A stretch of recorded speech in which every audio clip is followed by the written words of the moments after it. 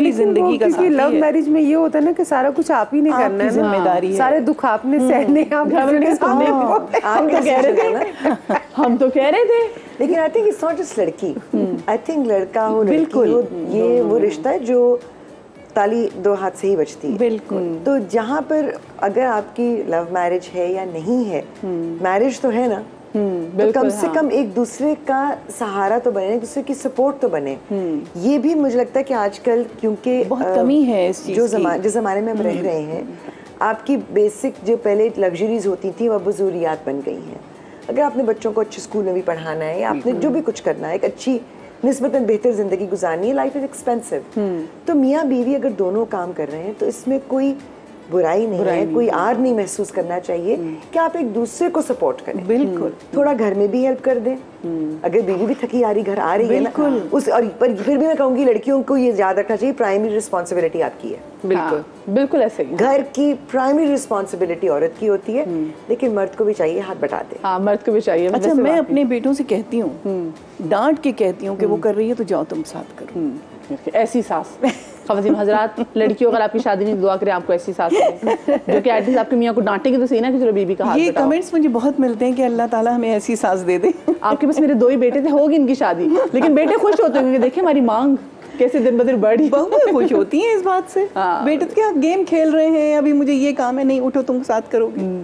नहीं, मेरी तो सास, मैं कहती हूँ अल्लाह ताला उनको जन्नत नसीब करे, आमीन, वो तो लिटरली मेरी मियाँ की शामत आती थी। अगर मैं किसी और बात पे भी अपसेट हूँ या रो पड़ी हूँ, कुछ हुआ, तुमने ही कुछ किया होगा, वरना ऐसा क्यों कर, मैंने कुछ नहीं किया, मैंने तो बात भी नहीं की, बट शी वुड से नहीं, तुमने ही कुछ किया होगा। नवा, आप कितनी इंडिपेंडेंट थी अपने ज़िंदगी के अहम डिसीजंस लेने में?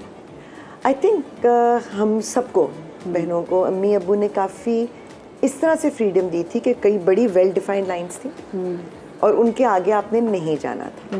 जैसे अम्मी कहा करती थी, बेटा अब इस उम्र तक हमने आपको सिखा दिया, आप 16 साल के हो गए, बिल्कुल जितना अम्मी अब्बू बता सकते थे बता दिया, आप इसके बाद जो भी चीज़ करने लगो, जो भी डिसीजन लेने लगो ज़िंदगी में, 1 सेकंड के लिए रुक कर सोचना कि अम्मी से झूठ तो नहीं बोलना पड़ेगा और अब्बू शर्मिंदा तो नहीं होंगे, बस। बहुत अच्छी बात, ये लाइंस डिफाइंड है आपकी।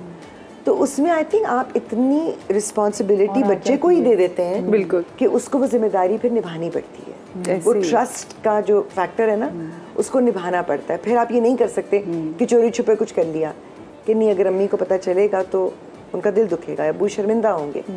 तो आई थिंक वो बड़ा एक, I used to call my parents liberal conservatives, कि थॉट प्रोसेस बहुत लिबरल था लेकिन वैल्यूज़ बहुत कंजर्वेटिव थी। तो आई थिंक वो आपके लिए एक अच्छा बैलेंस रहता है। और शादी में भी मुझे लगता है कि जैसे आप कह रही हैं ना कि मैं तो कहती हूँ I married my best friend, अल्लाह ताला ने बहुत करम किया मुझ पर, we were very good friends. और इस हद तक कि मेरा ख्याल है, मैंने उनको कहा, मैंने कहा आपको लगता होगा कि यही मुझे बर्दाश्त कर सकती है जिससे दोस्ती है, तो इसलिए आपने मुझसे शादी कर ली। लेकिन एक पॉइंट वो भी था कि मेरे अम्मी अब्बू, मेरी बहनें कह रही थी कर लो ना, हाँ कर दो ना, क्या प्रॉब्लम है तुम्हें। So I guess it was a love marriage.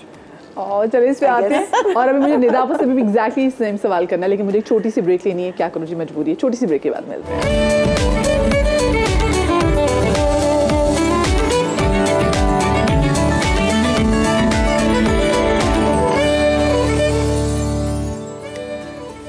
तो welcome back after the break. और बड़े मज़े की बातें चल रही हैं ब्रेक के दौरान भी, क्योंकि समहाउ हमारी ब्रेक्स भी इतनी लंबी होती है कि हमें अच्छा एक मौका मिल जाता है बातचीत करने का। और ब्रेक पे जाने से पहले मैं ये सवाल पूछी थी कि कितनी खुद मुख्तार, इंडिपेंडेंट अपनी ज़िंदगी के फ़ैसले लेने में। तो निदापा आपसे मैं नहीं पूछ सकी कि आप कितनी खुद मुख्तार थी, कि आपने जिस फील्ड का चुनाव करना है वो उसमें आप खुद मुख्तार थी, शादी करने में आप खुद मुख्तार थी? यार क्योंकि मेरी फैमिली में बैकग्राउंड ऐसा था ना, अम्मा काम कर रही थी, सब लोग कर रही थी, हाँ। तो बचपन से हम लोगों ने इसी माहौल में आँख खोली और उस वक्त वो माहौल बहुत अच्छा था। मोहम्मद अली, वहीद मुराद, इन सबको बचपन से देखा हम लोगों ने, जिस तरीके से वो काम करते थे, ओहो सोच है आपकी, बड़े प्यारे लोग थे। अम्मा ने थोड़ा सा शोर तो मचाया था कि मत करो अभी तुम। मेरा इत्तेफाक है, मुझे कोई शौक़ नहीं था। मैं अम्मा को पीटीवी का कुछ कर रही थी, तो निसार अंकल उस वक्त वो जीएम थे पीटीवी लाहौर के, तो मैं उनके साथ ऐसे ही गई। तो मुझे वो ग्लासेस लगाते हैं, देख के मुझे कहते कुड़ी काम क्यों नहीं कर रही। अच्छा मैं उस वक्त बहुत छोटी थी, मैंने कहा नहीं भाई मुझे नहीं काम वाम करना। मैंने कहा ये आप मुझे कहाँ ले आई हैं। मैंने कहा मुझे नहीं काम करना। नहीं, उन्होंने फ़ौरन किसी प्रोड्यूसर को बुलाया और उन्होंने कहा कि बस इसका ऑडिशन लो और आप इसको वो लॉन्ग प्ले करवाएं। और मुझे उन्होंने हीरोइन बना दिया। पूरे स्टूडियो में एक वावेला मच गया। कहाँ लोग बेचारे इतनी मेहनतें करके आते थे, तब जाके उनको मिलते थे, लॉन्ग प्ले मिलते थे या सीरियल मिलते थे। और मैं गई और उन्होंने यूँ देख के उन्होंने अनु टीवी कराओ, चलो जी। और फिरदौस जमाल मेरे साथ हीरो, सोचे आप। उसमें वो थी सरवत सब, और मैं बीच में एक नया पीस जिसको कुछ पता ही नहीं है। ये तो पता था कि कैमरे के कॉन्शियस मैं नहीं थी, कुछ भी नहीं था, लेकिन फिर भी इतने बड़े बड़े स्टार्स, इट्स वेरी ओवरवेलमिंग। आप उनके साथ कैसे एक्टिंग कर सकते। लेकिन उन्होंने फिर मैंने वो किया। लेकिन वो आपका अपना डिसीजन था, आपने खुद। हाँ, मैंने कहा ठीक है कर लेते हैं, क्या है ये भी तो एक ट्राई करना चाहिए ना आपको। फिर मैंने आई थिंक मैंने मूवीज उसके बाद 2-3 साल के बाद मूवीज भी की थी। वो मुझे शौक था, लेकिन मेरा शौक वो बीच में रह गया क्योंकि मुझे डांस नहीं आता था। बस मैं हीरोइन नहीं बन सकती थी। हाँ, तो हीरोइन के लिए तो वाकई डांस चाहिए था, थोड़ी सी मोटी लंबी चौड़ी, और मैं वो नहीं थी। तो बस फिर मैंने मूवीज भी छोड़ दी। मैंने कहा नहीं ये भी मेरे बस में नहीं है। मुझे डांस करना आता था, लेकिन अनफॉर्चुनेटली जब मैं ड्रामों में आई तो उन्होंने फौरन कहा फलां की माँ बन जाए। ये तो 35 साल में हम माँ बन गए। अच्छा, तो ये मुझे बड़े बड़े बच्चों की ये कैसा लगता है कि आप जब कोई ऐसा रोल साइन करने जा रहे हो और आप देख रहे हैं कि भाई ये जो मेरी बेटी है ये तो मुझसे खुद 1 साल ही छोटी है, ये मुझ जितनी ही है। पता तो अब आई थिंक चेंज आ गया। अब मैं देख रही हूँ कि ऐसे स्क्रिप्ट्स मुझे नजर आ रही हैं जहाँ पर हमारी अब जो एक्टर्स माशाल्लाह देर almost 40 late 30s to 40s में हैं, उनके लीड रोल्स हैं। लेकिन हमारे साथ ये होता है 35 साल के आप फलां की माँ हैं। जी बिल्कुल। And that's a fact, that's the irony as well. So अब मैं देखती हूँ कि नहीं, अब बल्कि अब मुझे कई दफा लगता है कि थोड़ी सी मिसकास्टिंग भी होती है। कुछ ड्रामे ऐसे मैं देखती हूँ जहाँ पर वो लड़की जो है she is a college student, या वो लड़की जो है वो दिखा रहे क्लास 9 की बच्ची है, या वो लड़का जो है वो कॉलेज का स्टूडेंट है। अब आपको पता है कि ये लोग कम से कम 40 के आसपास हैं, बिल्कुल, इफ नॉट मोर। वो फिजिकली और आपके चेहरे पे ना एक मेच्योरिटी होती है, बिल्कुल वो फिर बिलीवेबल नहीं लगता ही नहीं।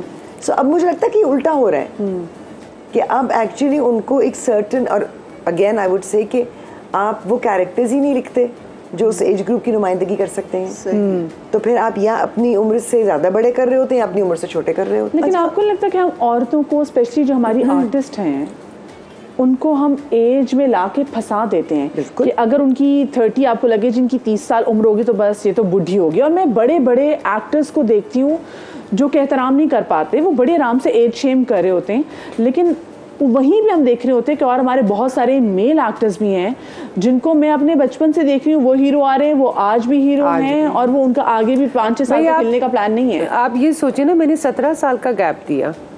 मेरे बच्चे जब पैदा हुए छोटे थे तो मैंने कहा मुझे काम नहीं करना, ये बड़े हो जाएंगे देन मैं उसके बाद काम करूँगी। आयशा जब मुझे A लेवल में गई तब मैंने स्टार्ट किया काम करना। और आप सोचिए जो मेरे साथ हीरो आते थे वो मुझे कि आपा, उनको शर्म करो यार, तुम तो मुझे आपा ना कहो। नहीं, वो आदत बन गई ना, वो अपने आप को छोटा कि जी हम तो अभी निप्पल लेके पैदा हुए, और ऐसे लोगों की भी दादी बन गई हूँ जो मुझसे 1-2 साल बड़े ही हैं। सही कह रही हैं बेटे, सही हाँ। कह रही हैं। फिर जब उनसे सवाल करो तो ये होता है कि कहाँ से लाएं 90 साल की दादी। तो मतलब जो एक्टिंग भी कर ले और कैमरा भी फेस कर ले। मतलब मैं कहती हूँ सबको बताइए, मैं हुमायूं की माँ भी बनी हुई हूँ। क्यों? क्योंकि और उसमें हम हंसते भी बहुत थे, लेकिन वो कैरेक्टर इतना पावरफुल था कि वो आज भी इतने सालों के बाद, बल्कि हम लोग इतना हंसते हैं कि लोग भूल गए हैं कि हुमायूं से मेरा बेटा बना था, ये था भी। लोगों को वो ड्रामा मेरे उस कैरेक्टर के नाम की वजह से भी याद है।